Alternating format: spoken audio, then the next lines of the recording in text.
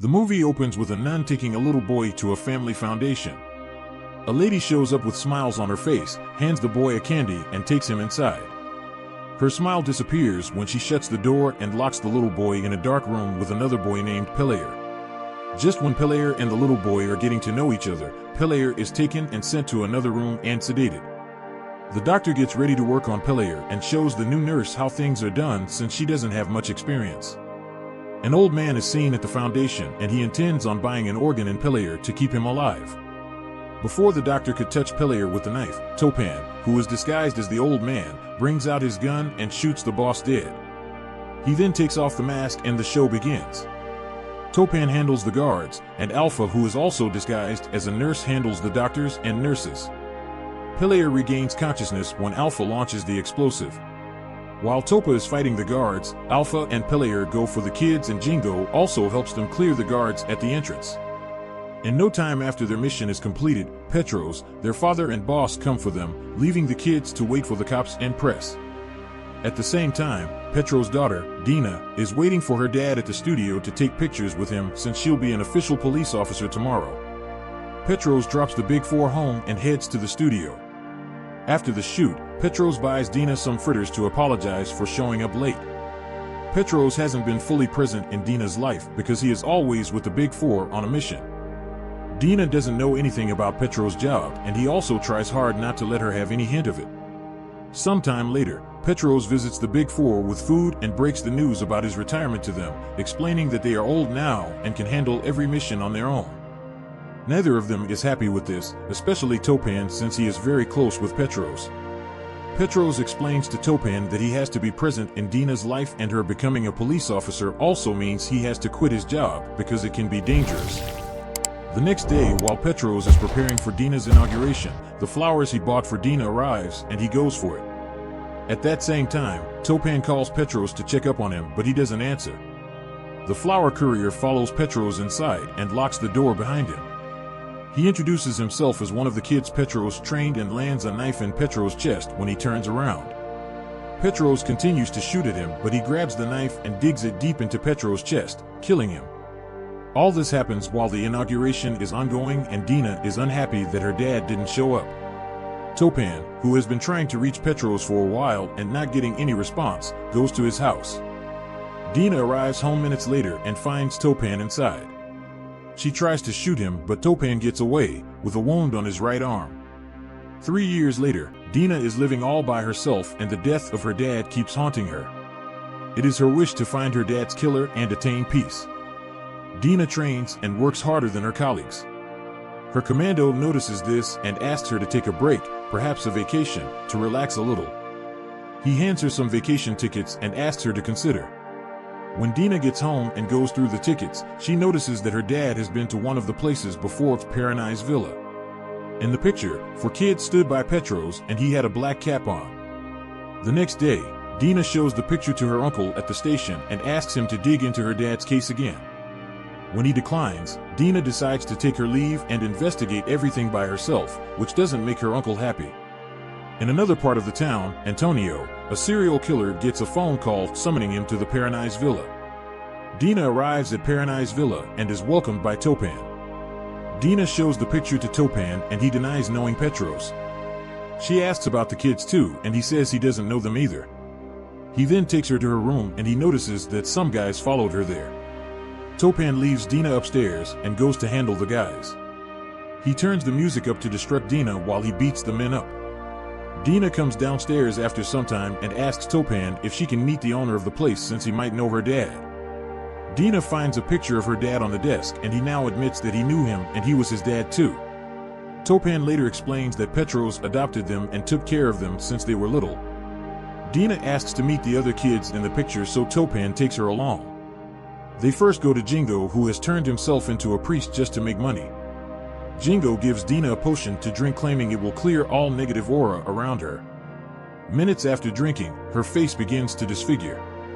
Antonio and his squad arrive at Paradise Villa and find out that Topan has taken Dina to see the others, so they track their location and head to Jingo's temple. At the temple, Dina begins to see Topan and Jingo's faces as monsters. Just then, Pelayer shows up to visit Jingo and is shocked to see Topan. Pelayer shows Topan a new gun he bought. When Dina sees the gun, he gets angry and attacks Pelayer. She extends the anger and beating to Topan and Jingo when they try to intervene. Jingo finds a way to make Dina unconscious and they tie her up. They then plan on how to handle Dina and tell her the truth about her dad. Just as they're talking, Antonio and his squad storm the place. Topan reaches out for Jingo's arrows and steps out and fights back, leaving Pelayer and Jingo. Pelayer brings out his gun to shoot at them only to find out he bought a lighter instead. Jingo then throws an arrow at him, killing him. Topan finds Antonio's men with Dina and attacks them. Dina takes on one and Topan also handles the other. Dina now thinks Topan is part of the bad guys because of his gun skills, but he assures her that she is safe with him. Topan then goes to rescue Jingo and Pelayer. Aloe, Antonio's right-hand man, sets the temple on fire. Jingo then decides to go out and distract them while Pelayer escapes. Dina rescues Pelayer and teams up with him. Topan shows up at the temple and Antonio introduces himself as his big brother. He mentions how Petro's favorite was always Topan. He then attacks Topan and stabs him with his knife. He then tells Topan that Petros cast him away, and there, Topan realizes that he killed their father and asks him why he did that, but he answers that it's personal. Pelayer and Dina fire a bazooka into the sky, aiming towards the direction of the temple. This causes explosions and red powdery substance all over. Topan and Jingo escape through it and join Dina and Pelayer, and they all leave. Later, when they find somewhere safe, Dina is dressing Topan's wounds when she finds a scar on his right arm. She remembers shooting her dad's killer's arm and she begins to blame Topan for his death. Pelayer explains to her that Topan will do no such thing and tells her that he'll introduce her to their sister, Alpha, so that she will tell her everything. Topan and Jingo stop a track on their way and hop inside. Pelayer takes Dina to see Alpha, who is now an entertainer. Topan and Jingo also go to see Petro's loyal friend, Bungalin. He tells them about Antonio and how dangerous he is. Before Petros died, he mentioned the name Saranto to Topan, so Bungalin searches through Petros' kids' records to find who the person is. He shows the Saranto Petros mentioned and tells them he came before all of them. Topan takes the book and they go away. Antonio and his squad hear of Dina's location and head there. Alpha tells Dina all about Petros and she becomes disappointed. As they are still talking, Antonio and his men invade the place. Alpha attacks back, and when she kills one of the men, Dina takes his gun and they both fight back. Pelayer finds two kids around and takes them somewhere safe. One of the men appears behind him and beats him up. Pelayer bites his leg when he tries to kill the kids, and this makes him receive more beatings. Topan and Jingo show up and help them fight the men and take Dina and the others away, leaving Pelayer. Antonio later shows up with Pelayer and tells Topan to meet him at Paradise Villa, where it all started. They spend the night on the boat and head to Paradise Villa the next day. They send an explosive ahead of their arrival and set the whole place on fire. They then set in with their guns and kill everyone that comes their way. They invade the building, kill all of Antonio's men, and head on to find Pelayer. A fight ensues between Topan and Antonio. Aloe attacks Alpha also, and Alpha gets beaten most. Jingo sets in to help her, and Aloe takes it on him too, buying Alpha some time to rest. Alpha reaches out to some wood and smashes Aloe with it until she becomes unconscious. She wakes in no time and is ready to fight back, but she explodes. Antonio gets hold of Pelayer and promises to kill him just like he did to Petros. Topan tells him to wait and begins to call him Saranto, his actual name, which he doesn't like. While Topan distracts him with the name Saranto, Pelayer loses himself and hits Antonio below. Topan then stabs Antonio with his own knife. Antonio tries to fight back, but he falls out of the window and crashes his head. Sometime later, Dina goes to Topan and informs him that she has called the cops and they will be arriving soon. She brings out her cuffs and reassures him that they will be treated fairly. Topan kisses her goodbye, and before she knows it, Topan has cuffed her hands to the window. They all come to say goodbye and leave her to wait for the cops' arrival. When they leave, she takes off the cap and finds the key to the cuff, and in no time the police arrive.